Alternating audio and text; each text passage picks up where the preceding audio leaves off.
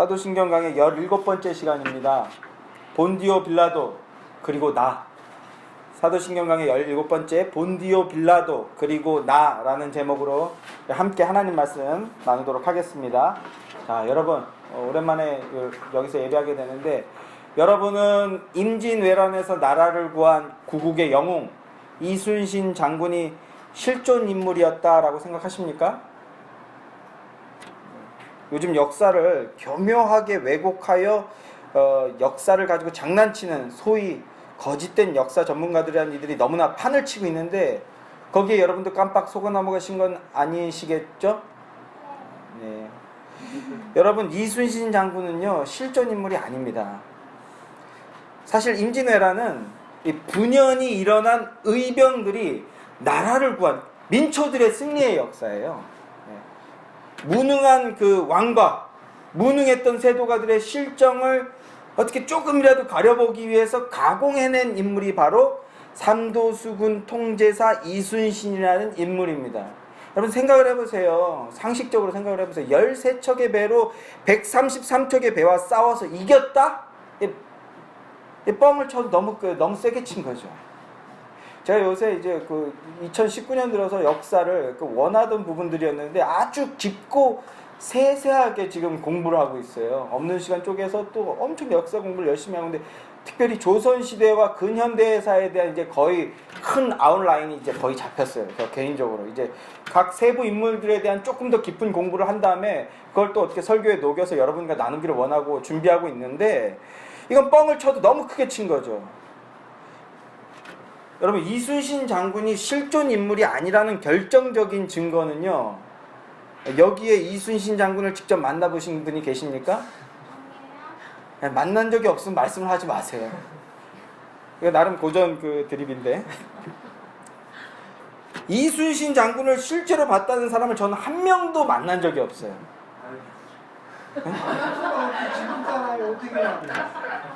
그렇기에 이순신 장군은 허구의 인물입니다. 아멘?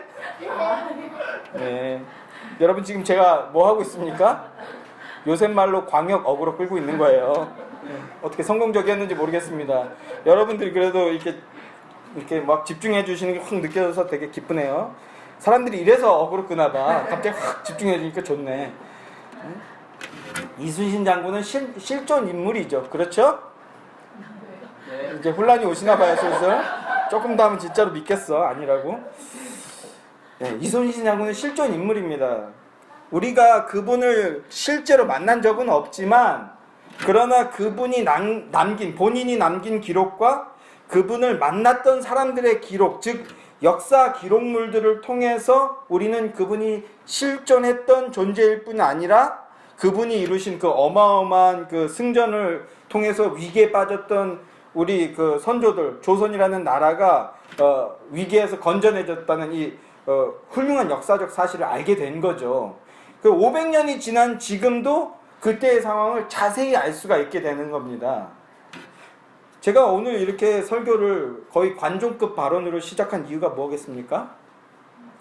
바로 우리가 주님이시오 그리스도이십니다 라고 고백했던 우리 예수님은 허구의 인물이거나 상상으로 만들어낸 가공의 인물이 아니라는 거예요.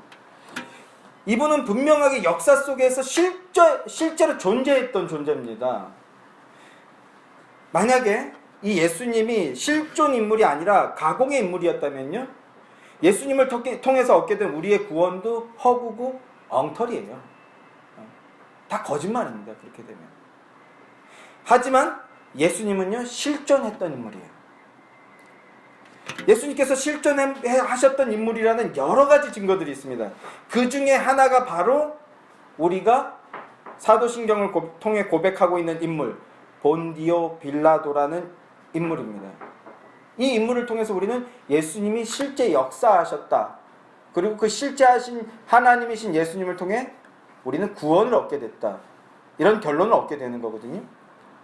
오늘 이 시간에는 본디오 빌라도에게 고난을 받아 라고 하는 이 신앙 고백 내용 중에서 본디오 빌라도라는 인물이 왜 사도신경에 들어가 있고 그 의미가 무엇인지 이것에 대해 함께 배워보도록 하겠습니다.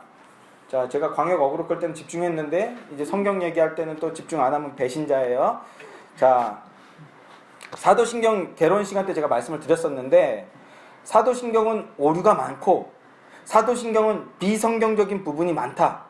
그러니 사도신경을 암송하는 것은 잘못되었다라고 주장하는 인물들이 있다고요. 주장하는 무리들이 있다는 말씀을 드렸었습니다.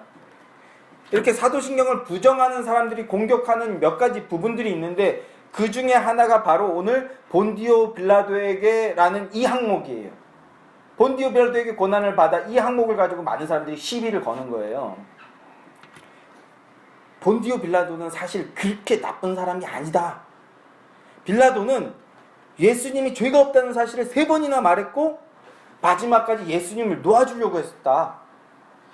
오히려 바리새인과 서기관들 그리고 제사장들과 유대인 그 백성들이 예수님을 죽인 것이지 빌라도한테 그 모든 책임을 지우는 건 너무 그 무리한 처사고 나쁘다. 빌라도가 얼마나 억울하겠냐. 이런 식의 주장을 하는 사람들이 있어요. 그러니까 이렇게 억울한 빌라도에게 모든 죄를 뒤집어 씌운 이 사도신경은 그 날조된 것이고 이런 날조된 사도신경을 암송하고 그러는 개신교나 기성교회는 비성경적인 집단이며 그들이야말로 진짜 이단이다. 이런 주장을 펼치는 집단들이 있다고요. 누굴까요? 바로 대표적으로 신천지죠. 신천지가 실제로 이런 주장을 하고 있어요.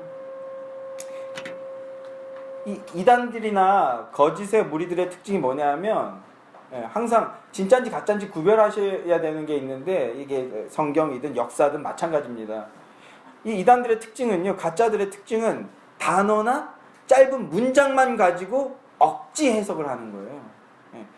인과관계나 문맥이라는 걸 무시하고요, 그 특정 문맥만 가지고 특정 단어만 가지고 이제 말을 만들어낸다는 것인데 신천지 그의 교리 영상들을 보면 실제로 이런 내용들을 가르치고 있어요. 뭐 산헤드린 공의회, 뭐 우리가 나중에 그 공의회에 대한 부분을 배울 때 제가 그때 또 신천지에 관해서 설명을 드리게 될 텐데 그때는 조금 더 소상히 말씀드리게 될 텐데 막 이런 그 단어 가지고 저건 비성경적이다, 억지 해설이다, 막 이렇게 주장을 한다는 거죠.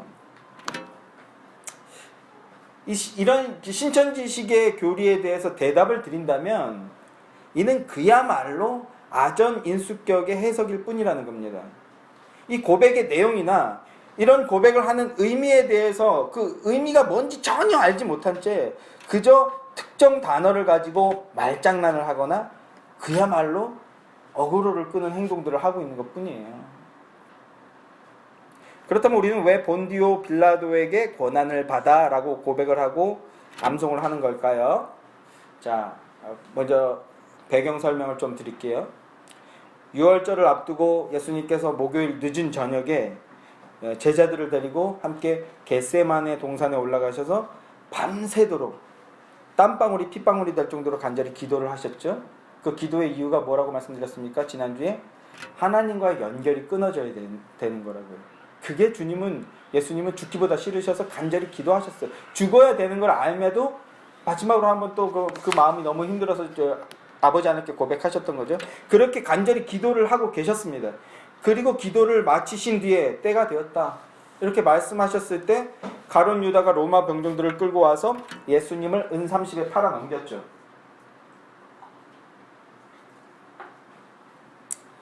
그 다음 예수님은요, 산헤드린 공의회로 끌려가셔서 당시 지도자들이었던 제사장과 서기관 그리고 바리새인들로부터 즉결 심판을 받았습니다. 즉결 심판을 받고 사형이라는 판결을 받았어요. 판결을 당하셨습니다. 자, 여기서 좀 잘 알고 계셔야 될 그 배경적인 사실들이 있는데 하나는 당시 유대라는 나라는 주권 국가가 아니었다는 사실입니다. 유대 나라는요, 당시 세계 최강대국이었던 어느 나라입니까? 로마의 속국이었어요. 자, 하오니 하람이는 지금부터 요 얘기는 역사적 팩트니까 잘 들어둬야 돼요. 그래야 세계사의 문맥이 잡히는 거예요, 흐름이.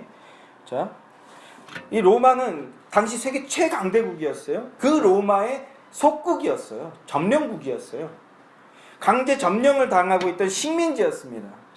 그런데 좀 특이한 것은 점령국이었던 그 로마의 통치 방식이에요. 로마의 통치 방식. 당시 전 세계를 통일했다고 과언이 아니었던 이 로마는요,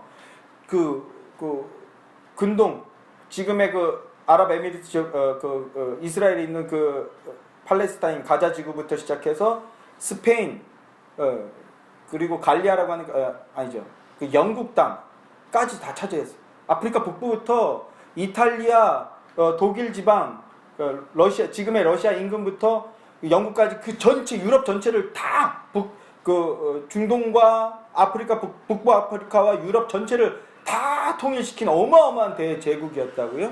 이 제국의 넓이가 너무 커져 버리니까 통치하기가 어려워지는 거예요. 예. 그래서 그들은 좀 더 효과적으로 식민지를 통치하기 위해서 하나의 방식을 사용하기 시작합니다. 어떤 방식이냐면 각 속국 그러니까 식민지 국가들에게 자치령을 인정해 주는 거예요. 니네가 스스로 좀 해봐라.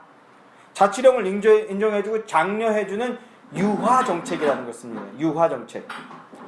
특별히 이 유대 땅처럼, 유대 나라처럼 유일신 사상을 가지고, 이 유대라는 나라는 독특한 게 로마 때도 그랬고 2차 세계 당시까지도 그랬고 지금도 그랬는데, 유대하면 어떤 특징을 갖고 있어요? 어떤 특징으로 알고 계십니까? 이 사람들이 머리가 똑똑하죠. 그리고 종특이라 그러는데 돈을 굉장히 잘 벌어요. 로마에게 진짜 짭짤한 수입을 주는 그런 나라예요. 근데 한 가지 문제가 뭐냐면 이 종교 문제로 골치 아픈 나라야, 이 나라가. 당시에 로마의 신은 누굽니까? 로마라는 나라의 신은 무엇입니까? 황제예요, 황제. 카이사르. 황제가 신이에요. 황제께 경배를 해야 되는 거예요. 그 황제가 신이었음에도 불구하고 이 유대 나라는 유일신 사상을 갖고 있는 거야. 그래서 우리는 황제를 신으로 숭배할 수 없다. 우린 오직 하나님만 섬긴다. 그렇게 하면서 거짓 믿음이었는데, 어쨌든 이 종교 문제로 시끄럽게 하니까 아예 그냥 그래, 종교도 니네 마음대로 해라, 인정을 해주는 거예요. 이게 로마의 통치 방식이었어요. 이렇게 함으로써 로마는요, 식민지 유지 비용은 적게 들이고 반대로 이 생산량은 어마어마하게 늘리는 거예요. 나아가 식민지들의 반발이 적어지는 이 1타 3피, 이런 말 알아요? 1타 3피의 어마어마한 효과를 누리는 거죠. 그렇게 함으로써 식민 지배를 받고 있는 식민 지배 국가 백성들이 사실상 국가의 기준품이나 재산을 모두 빼앗겨 가고 있음에도 그들 자신이 식민지의 노예라는 사실을 망각하게 만드는 거예요. 그래서 계속해서 식민 노예 생활을 하게 하는 굉장히 위험한 점령 방식이었던 거예요. 훗날 대영 제국이 전 세계를 집어삼키죠. 그리고 해가 지지 않는 나라 그래갖고 어마어마한 식민지를 가지고 식민지 지배를 하는데, 요 로마의 유화 정책을 받아들여서 대성공을 이룬 거예요. 이걸 더 발전시켰죠. 좀 더 심화시켜서 대성공을 이룬 거예요. 아직도 영국이 사실 경제적으로 별 볼 일이 없거든요, 지금 현재. 그런데도 세계적인 강대국으로 군림할 수 있는 이유가 뭔지 아십니까? 이때 2차 세계대전 직전까지 이 시기까지 인도나 식민지에서 엄청나게 그냥 재산을 뺏어간 거예요.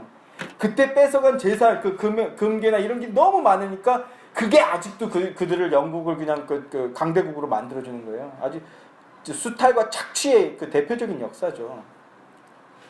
어마어마한 수탈을 통해서 그들은 아직도 강대국으로 군림하고 있어요.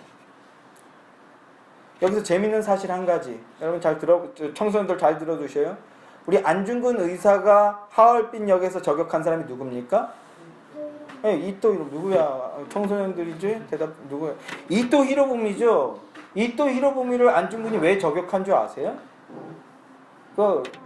안창호 평전에 보면 이토 히로부미와 안창호 선생님이 대화를 나눈 이런 기록도 있는데, 거기서 우리 안창호 선생님의 기계를 엿볼 수 있지만 이토 히로부미가 굉장히 무서운 사람이라는 걸 동시에 느낄 수 있는데, 그래서 이걸 빨리 깨달은 사람들 중에 한 명인 안중근 의사가 이토 히로부미를 저격한 거예요. 이토 히로부미가 뭐가 위험하냐 하면, 이토 히로부미가 조선을 식민 지배할 때 쓰려고 했던 정책이 바로 이 유화 정책이에요. 다리도 놔주고 철도도 놔주고 학교도 지어주고 그리고 공부도 시켜주는 거예요. 이 조선시대 때는 그 이미 조선 그 효종 때부터 효종이 맞나요? 순종 어느 효종인가? 지금 살짝 헷갈리네요. 이미 노예제를 폐지하자라는 결론이 났는데 사실상 폐지가 안 되고 있었어. 조선이 망한 결정적인 이유는 뭐예요? 그 나라 백성 50%가 노예예요. 그리고 이 노예가 되면 평생 노예로 살아야 돼. 기생의 땅들은 평생 기생으로 살아야 돼. 그래서 기생의 딸로 태어났다는 이유로 평생 성노리개로 살아야 되는 거예요. 이게 500년, 거의 500년 가까이, 그 1400년부터 시작됐으니까 거의 500년 가까이 나라가 이렇게 그 억울한 상태로 짓눌려 있었던 거예요. 근데 아이러니하게 일본이 식민 지배를 하면서 이게 풀렸잖아요. 면천이 됐잖아요.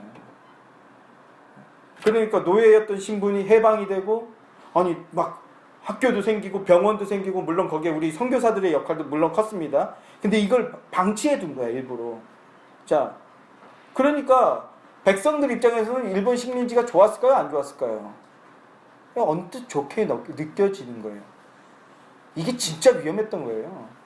겉으로는 좋게 느껴지는데, 그런데 공부를 시켜도 딱 노예로 부리기 적당한 만큼만 공부를 시키는 거예요. 그럼으로써 자신들이 식민지의 노예로서 그 부림을 당하고 있고, 그리고 노동력과 생산력을 착취당하고 있고, 나라가 송두리째 점점 빼앗기고 있다는 사실을 깨닫지 못한 상태로 지배를 하려고 했던 게 이토 히로부미예요. 그리고 이걸 깨달은 사람들 중에 한 명인 안중근 의사가 저격한 거예요. 만약에 이토 히로부미가 안 죽었으면, 잘못하면 뭐 역사의 만일은 우스운 얘기지만 아직까지 우리가 식민지 노예라는 걸 모르고 살 수도 있는 거예요. 자, 다시 본론으로 돌아와서, 그러면 우리는 왜 본디오 빌라도에게 고난을 받으셨다라고 고백을 하는 것일까? 먼저 당시 유대 지도자들에게는요, 아까도 말했듯이 자치령이 주어졌기 때문에 그들이 사실상 다 자치적으로 할 수 있지만 결정적인 하나를 할 수가 없었어요. 뭐냐면 사형수라고 선포를 사형수라고 뭐라 그러죠? 선고를 할 수는 있지만 실제 사형을 집행할 수가 없었어.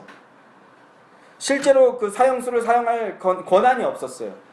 그래서 새벽에 졸속으로 심판을 진행하고서는 예수님을 사형수로 선도를 합니다. 그 다음에 사형 집행할 권한이 없으니까 당시 황제를 대신해서 유대 지역을 다스리고 있던 총독 본디오 빌라도에게 찾아간 거예요. 그래서 찾아간 거예요. 그게 오늘 본문의 내용입니다. 여기서부터가. 그래서 자기들끼리 막 졸속으로 심판을 진행해 놓고서는 본디오 빌라도에게 가서 이 사람이 사형수니까 사형을 진행해달라. 근데 여러분 잘 보시면요, 가짜들의 그 패턴 정확하게 말하지 않고 항상 이 사람은 죽이기에 합당한 인물입니다, 죽이기에 상당히 그런 위험함이, 말을 두루뭉실하게 해요. 명확하게 하지 못해요. 자, 어쨌든 여기서 신천지나 사도신경의 본 항목을 부정하는 사람들이 가지고 있는 오해에 대해서 먼저 한 가지 바로잡고 가야 됩니다. 뭐라고 주장해요? 본디오 빌라도가 죽인 게 아니다. 실제로 예수님을 고난에 빠뜨리고 사형을 당하게 한 것은 앞서도 말씀드린 것처럼 바리새인과 서기관과 제사장들, 그리고 유대인들이지 본디오 빌라도가 아니다. 그러니까 본디오 빌라도에게 고난을 받았다라고 주장하는 것은 비정상적인 거다, 비성경적인 거다, 이렇게 주장한다고 말씀을 드렸죠. 이들이 이런 오해를 하게 된 것은요, 우리 쪽에 좀 잘못이 또 좀 있어요. 뭐냐 하면 번역을 잘못했어. 한국 사도신경이 번역을 좀 잘못했어요. 요거는 새번역 사도신경을 저는 상당히 좋게 여기지만 새번역 사도신경도 번역을 잘못했어요. 사도신경 원문은 이렇게 고백합니다. 라틴어는요, 파수스 수 본티오 빌라토, 이렇게. 무슨 말이죠? 영어로 번역은 좀 더 하온이 같이 영어 잘하는 사람들이 이제 이해할 수 있어요. Suffered under Pontius Pilatus. Suffered under Pontius Pilatus. 무슨 말입니까? 여기서 라틴어의 수, 그리고 영어의 under, 뭐뭐 아래, 뭐뭐에게, 좀 더 의역하면 뭐뭐 치하에, 이런 뜻이에요. 이런 뜻. 본디오 빌라도라고 번역한 거는 원래 본디오 빌라도 치하에서, 그러니까 본디오 빌라도에게 고난을 받아라는 말을 제대로 다시 번역하면 본디오 빌라도가 통치하고 있을 때에, 이렇게 번역을 해야 돼요. 근데 말이 너무 길어지잖아요. 이러면 이제 그 어떤 신앙 고백으로서의 효과가 조금 떨어지게 되니까 압축성이 떨어지게 되니까 이렇게 했는데 본디오 빌라도 치하에 이렇게 번역해도 됐을 것인데 본디오 빌라도에게라고 하니까 본디오 빌라도가 죽인 것처럼 어감이 그렇게 되는 거죠. 다시 한번 본디오 빌라도의 통치 아래에 있을 때 고난 받으셨고 십자가에 죽으셨다 이렇게 번역했어야 되는 거예요. 이렇게 제대로 번역을 했다면 신천지식의 엉터리 해석과 주장들이 나타나는 일은 없었을 것입니다. 예. 지금이라도 우리가 바로 잡아야죠. 여러분들이 이제 본디오 빌라도에게라고 고백하는 그 내용의 의미를 잘 이해하고 계시고 주변에서 이런 신천지에게 혹은 신천지식의 해석에 혹해서 오염되어 있는 사람들이 있다면 잘못 이해하고 계신 분들이 있다면 이런 뜻이야 라고 잘 설명해 주시게 되셨으면 좋겠어요. 아예 그냥 그 신천지 그 유튜브 영상에 찾아가서 잘못 알고 계시네요 라고 가서 아예 쓰세요. 그럼 아마 엄청 물어뜯길 거예요. 한 1000명 정도 달려들어서 물어뜯기실 건데 또 순교하고 그러는 거죠. 인터넷에서 뭐. 예? 그냥 들어가면 그 한 20만 명 있는데 다 신천지야. 걔네들 다 신천지야 완전히. 예. 한번 가서 순교의 그 은혜를 누리시기 바랍니다. 자, 아멘이시죠? 아무도 아멘 안 해.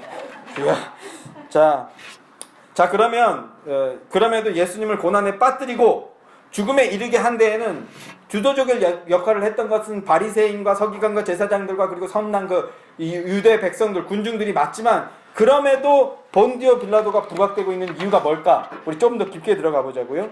우리가 바리새인이나 성난 군중이 아니라 본디오 빌라도라고 고백하는 이유가 무엇인가? 첫째, 본디오 빌라도는 가공의 인물이 아닌 역사적인 인물. 제 서두에 이제 어글 끌면서 말씀드렸죠. 본디오 빌라도라는 인물은요, 가공의 인물이 아닌 역사적인 인물이라고요. 역사 속에서 실제로 존재했던 인물이라는 사실입니다. 예수님께서 이제 공생애를 펼치시던 그때 그 당시 로마 황제는 누구냐면 제2대 황제인 티베리우스 황제였어요. 이러한 내용을 좀 재미있게 읽으시려면 그 시오노 나나미의 로마인 이야기를 읽어보시기 원하는데 16권, 17권으로 되어 있는데 안타깝게도 저희 또래들은 이걸 다 군대에서 읽었거든요. 근데 요즘 또래들은 이 책을 못 읽더라고. 한 560페이지 정도 되거든요. 그게 못 읽더라고요. 책 읽는 호흡이 SNS 시대니까 호흡이 너무 짧아졌어. 우리 때는 막 재밌으면 23권, 30권짜리 막 대하소설 막 이런 거 읽었는데 지금은 300권짜리 어마어마하게 재밌는데 못 읽더라고요. 근데 로마인 이야기만 읽어도 예수님 당시의 시대 배경을 좀 제법 재밌게 잘 알 수 있게 되거든요. 우리 청소년들은 꼭 도전해 보시기 원해요. 좀 쓸데없는 얘기지만 제가 대부 형제가 준 삼국지를 지금 열심히 읽었습니다. 드디어. 다음 건 마저 보내세요 이제.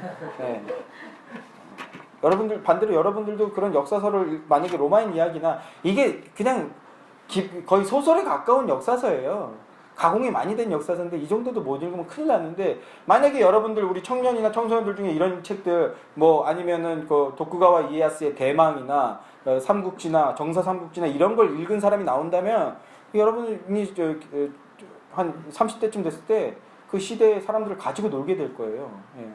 이건 진짜입니다. 만약 아우구스티누스의 참회록이나 아니면은 존 버년의 그 죄인이 괴수에게 주는 하나님의 은혜 뭐 이런 책들을 통독했다면 아마 굉장히 앞서 나가는 사람들이 될 거라고 생각해요. 그래서 제가 억지로 자꾸 책을 드리는 겁니다. 다들 싫어하지만 아무튼 다시 또 돌아올게요. 자, 3,000%또 빠졌는데 자 예수님 당시에 2대 황제 티베리우스 황제였습니다. 구속사적 관점에서 이 황제란 인물은요 세상 권세, 공중 권세를 잡은 자, 즉 하나님과 대척점에 있는 상징적인 존재예요. 그런 황제의 대리자로서 예루살렘에 있던 유대를 통치하는 본디오 빌라도는 바로 황제이자 세상 권세 잡은 자의 상징이에요. 다시 한번 본디오 빌라도를 고백하는 이유 중에 첫째는 이 본디오 빌라도는 황제의 대리인이자 그러니까 사실상 세상 권세 잡은 자를 상징하는 인물입니다. 그런 본디오 빌라도는 실존 인물이었다라는 거예요.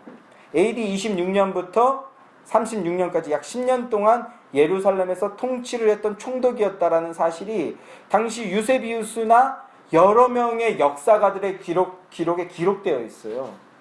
그리고 그 역사서에 보면 폰투스 필라토스가 총독으로 있던 그 당시에 나사렛 사람 예수라는 사람이 유대인의 왕이라는 죄목으로 사형, 십자가형을 받았다. 이것도 역사서에 기록되어 있는 역사적인 사실입니다. 그 역사적인 실존 인물을 그리스도라고 믿느냐 아니냐는 이제 여러분들에게 달린 거예요.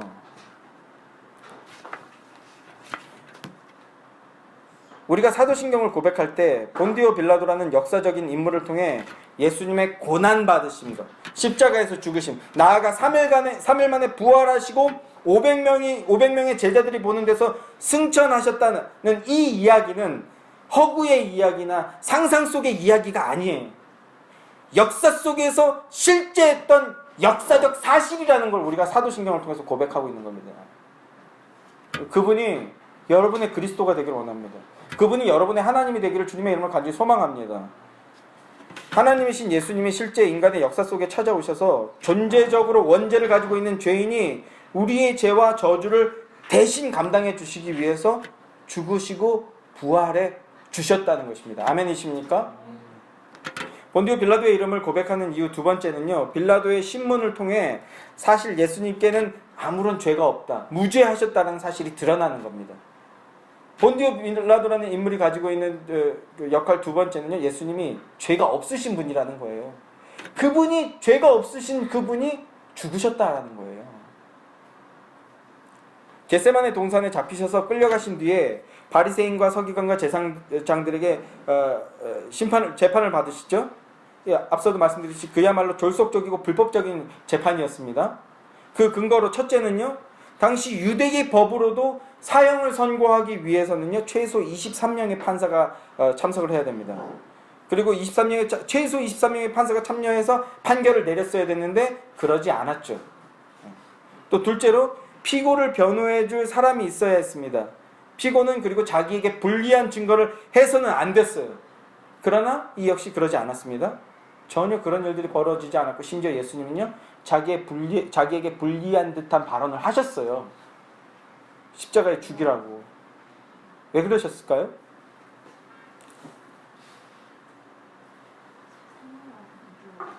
예, 셋째로 증인들의 증언에 모순이 발생하면, 모순을 일으킨 모순이 발생하니까 두 사람이 의견이 이제 모순이 발생하는 거 아닙니까? 그 두 사람의 의견 모두 다 효력을 상실했어요. 2명 이상의 증인이 효력을 상실하면요, 사실상 그 증언은 증인들의 증언은 의미가 없게 되는 거죠. 증인들의 증언이 효력을 상실했음에도 그렇게 하지 않았어요. 마가복음 14장 54절, 55절, 56절 말씀을 보면요, 대제사장들과 온 공회가 예수를 죽이려고 그를 칠 증거를 찾되 얻지 못하니 이는 예수를 쳐서 거짓 증언하는 자가 많으나 그 증언이 서로 일치하지 못함이라. 거짓 증거자를 막 데려가서 증언을 막 시켰는데 그들끼리 말이 맞지가 않는 거예요. 그러면 증언으로서 효력이 없는데 그들은 그렇게 하지 않았다고요. 그러니까 사실상 예수님에게 사형을 언도할 만한 증거가 아무것도 없었고, 그리고 본디오 빌라도는 이 사실을 잘 알고 있었어요. 그랬기에 본디오 빌라도는 3번이나 예수님을 놓아주자라고 말을 했던 거예요. 예수님에게는 아무런 죄가 없었습니다. 빌라도도 그 사실을 잘 알고 있었습니다. 그럼에도 그는 예수님께 결국은 사형을 언도했어요.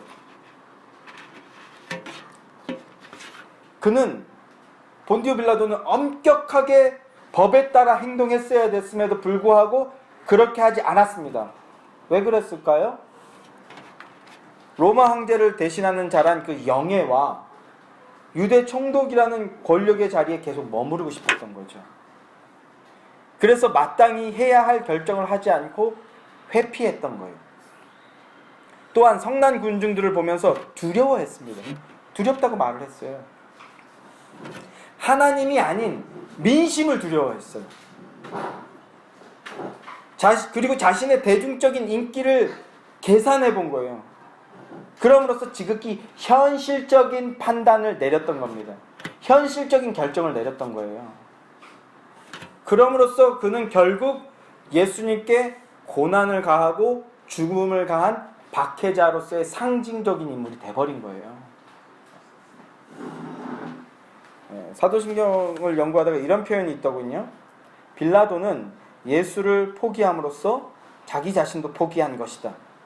정말 탁월한 그 통찰력에서 나온 표현이라고 생각하는데요. 본디오 빌라도는요, 현실과 타협하느라 예수를 붙잡지 않았어요. 예수를 붙잡지 않고 예수를 버렸습니다. 그 순간 그도 생명을 잃게 되는 거예요. 예수를 붙잡지 않고 예수를 버리는 순간 생명을 잃게 된다는 그 놀라운 사실을 드러내는 역할을 했던 겁니다. 여러분에게도 이 말이 진리로 다가가기를 원합니다. 예수를 붙잡으시면 사는 겁니다. 근데 예수를 버리면요, 죽는 거예요. 이런 이유로 인해 우리는 바리새인과 제사장과 성난 군중에게 고난을 받으사가 아닌 본디오 빌라도에게 고난을 받으사라고 고백을 하게 되는 겁니다. 자, 이제 본디오 빌라도에게 고난을 받아라고 고백을 하는 이유에 대해서 좀 아시겠죠? 자, 그러면 우리는 어떻습니까? 여러분은 어떠셔요? 본디오 빌라도는 이런 이유들로 인해 박해의 상징적인 존재가 되었고요. 2000년이 넘는 지금까지 상징적인 존재로서 무수하게 많은 사람들의 입에 오르내리고 있죠. 어떻게 보면 억울한 측면은 없어 보이나 좀 안타깝게 여겨지는 부분이 없지는 않습니다. 그런데 본디오 빌라도가 몽땅 다 뒤집어 쓴 형국이 되었으니 그렇다면 우리에게는 아무런 책임이 없는 걸까요? 빌라도는 실질적으로 예수님께 사형을 선고한다는 말을 하지 않았었어요. 그는 가장 비열한 방식으로 예수님께 사형을 선고했습니다. 어떻게 했어요? 손을 씻었어요. 나는 모르겠다. 나는 모르겠다. 이렇게 손을 씻어버렸어요. 이런 건 다른 복음서에 나옵니다. 이제 손을 씻어버리면서 군중들에게 선택권을 넘겨주는 척했어요. 너무나 비열하죠. 그렇기에 군중들과 빌라도가 함께 예수님께 사형을 선고한 거고요. 함께 십자가의 죽음으로 내몰았던 거예요. 자, 이제 제 말을 좀 들어봐 주세요. 저에게는요, 이 은혜가 있어요. 저에게는 은혜가 있습니다. 목사이기 이전에 성도로서 은혜가 있습니다. 어떤 은혜냐 하면요, 이 은혜 때문에 제가 지금 이렇게 하고 살고 있는 건데, 나 같은 죄인, 이 구원받을 자격이 전혀 없는 이 죄인이 하나님의 무조건적이고 일방적인 사랑하심을 통해서 자녀가 되었구나. 죄인이 하나님의 자녀가 되는 권세를 누리게 됐구나 하는 그 은혜의 고백이에요. 그게 은혜입니다, 여러분. 제가 예수님을 만났을 때 제일 처음 한 고백이 무엇인지 아십니까? 제 입에서 툭 튀어나온 말이 뭐였냐면, 하나님, 제가 죄인이군요. 바로 제가 예수님을 십자가에 못 박아 죽였군요. 예수님이 이 죄인인 나 때문에, 저 때문에 돌아가셨군요. 나 같은 죄인 살려주시고 구원해 주시고 자녀로 만들어 주시기 위해 그래서 죽으셨군요. 이 말이 제일 먼저 튀어나왔어요. 그냥. 성경은 막 이런 게 아니에요. 그냥 하나님을 만난 그 순간 제 입에서 내가 죄인이군요.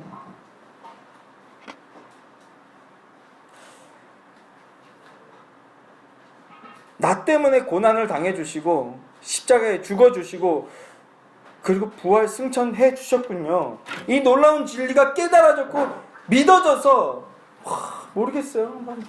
한 2시간 가까이 눈물로 그냥 고백했습니다. 그 얘기만, 저 때문에 죽으셨군요. 저 때문이군요. 죄송합니다. 잘못했습니다.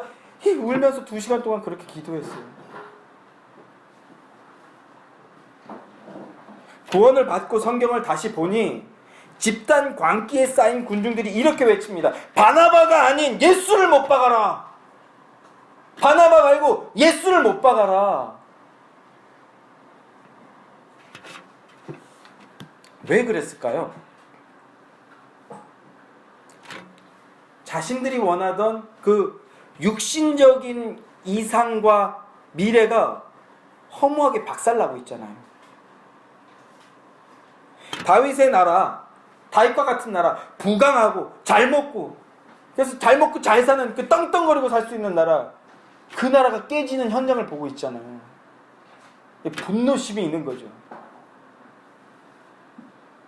또 자신들이 옳고 자신들이 정의를 행하고 있다고 생각했기 때문이라는 거예요. 그런데 제가 구원을 받고 보니까, 제가 은혜로 구원을, 그 성경의 지식이 아니에요. 은혜로 구원을 받고 보니까, 그런 다음 성경을 다시 보니까 예수를 못 박아라, 예수를 못 박아라, 이렇게 고함치는 그 무리 안에 제가 있는 거예요. 그 안에 제가 있는 거예요. 본디오 빌라도에게 대신해서 뒤집어 씌우려고 그랬는데, 본디오 빌라도는 또 군중에게 뒤집어 씌우려고 하고, 그러면서 서로 비열하게 지금 손에 피는 안 묻히려고 하고 있지만, 그러나 이렇게 외치는 거예요. 예수를 십자가에 못 박아라. 왜?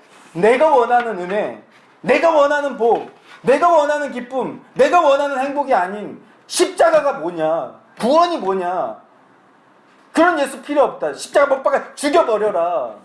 제가 그렇게 외치고 있더라고요. 광기에 쌓인 군중들과 함께 내 뜻, 내 소망, 내 이상, 내 필요를 채우지 못하는 그런 예수는 죽여버려라, 이렇게 외치는 저의 모습이 거기 있었다고요. 거기에 여러분은 없었습니까? 여러분의 모습은 안 보이시나요?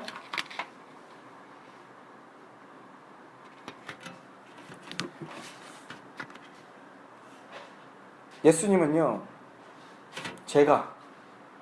우리가 하나님 나라의 백성들이라고 할 그 자들이 바나바가 아니라 예수를 못 박아라, 이 말을 할 것을 알고 계셨어요.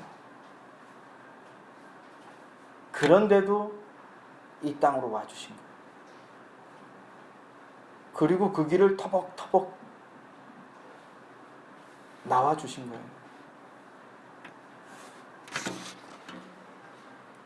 그랬기에 십자가에서 성부 하나님을 향해 아버지,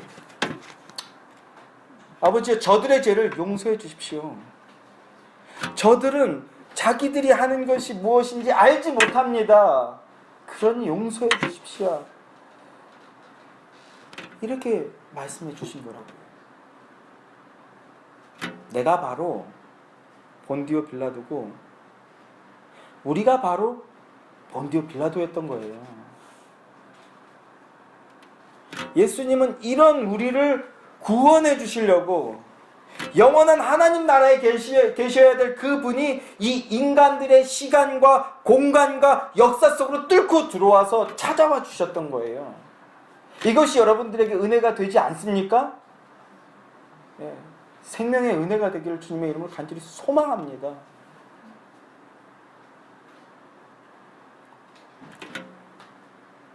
그렇게 창세전부터 약속했던 그 일을 예수 그리스도 그리고 삼위 하나님은 실행에 옮겨주셨고, 그렇게 우리를 대신해서, 본디오 빌라도 같은 우리를 대신해서 고난을 받아주시고 이제 이어 십자가를 져주시고 죽어주심으로 말미암아 우리에게 살 길이 열렸고, 그 은혜로 말미암아 저와 여러분들이 구원이라는 놀라운 기적을 맛보게 된 것입니다. 부디 이 예수님을 그리스도로 영접하시게 되기를 소망합니다. 이 예수님을 그리스도로 영접하심으로써 참된 구원의 은혜를 누리고, 그래서 이전과는 다르게 이제 앞으로 사도신경을 할 때는 내가 바로 그 본디오 빌라도입니다. 그런데도 불구하고 그런 나를 위해 그 일들을 감당해 주신 예수 그리스도, 그 은혜 감사드립니다. 이렇게 고백하시게 되는 은혜가 넘치시는 주님의 신실한 백성들이 되시기를 간절히 소망합니다. 아멘.